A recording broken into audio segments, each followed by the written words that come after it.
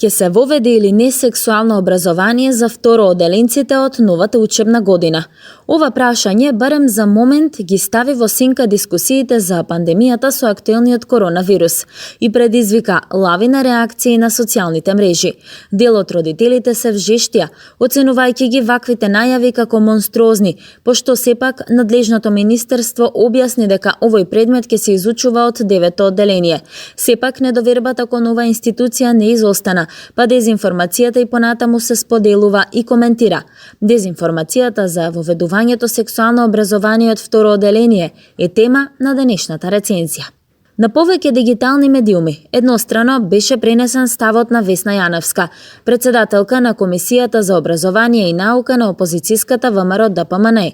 Таа во телевизиско гостување најави дека сексуалното воспитување ќе се воведе како изборен предмет за учениците во второ одделение. Се воведува сексуално воспитување во второ одделение како изборен предмет, се внесува хаос, а ученици ќе учат различни работи кај различни наставници. Според концепцијата, училиштата сами ќе ја организираат наставата според своите капацитети. Наставниците без учебници, освен за првата група на предмети, ќе користат многу извори и ќе се адаптираат и ќе предаваат тоа што тие сметаат дека е соодветно. Истакна Јаневска при гостувањето во дневникот на телевизија Сител на 28 јануари 2021. Оваа нејзина изјава дел од македонските портали ја искористија за да пласираат еднострана вест. Во Кодексот на новинари пак, како еден од основните принципи, е наведено дека новинарите имаат улога да пренесуваат информации, идеи и мислења и право да коментираат, почитувајќи ги етичките вредности и професионалните стандарди во пренесувањето на информациите.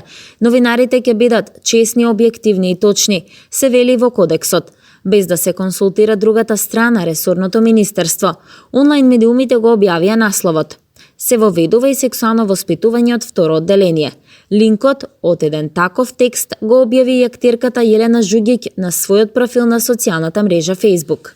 Таа и порача на министерката Мила Царовска дека децата на таа возраст воопшто не се идентификуваат по пол, туку по добри и не толку добри деца. Серијата дезинформации и полуинформации продолжи со објавите на Сдруженијето Од нас за нас, кое објави фотографии, односно илустрации со сексуални акти, а во истата објава ги прашува родителите дали сметаат дека е тоа соодветно за нивните деца. Од Сдруженијето ги обвинија за контроверзни и криминални граѓанските организации кои се залагаат за воведување на сеопфатното сексуално образование, а истите во коментарите од корисниците беа оценети како сатански. Министерството за образование и наука експресно демантираше дека овој предмет ќе се изучува од второ одделение, при тоа се надовраза и на илустрациите. Користените илустрации воопшто не се дел од учебници и материјали од нашиот образовен систем.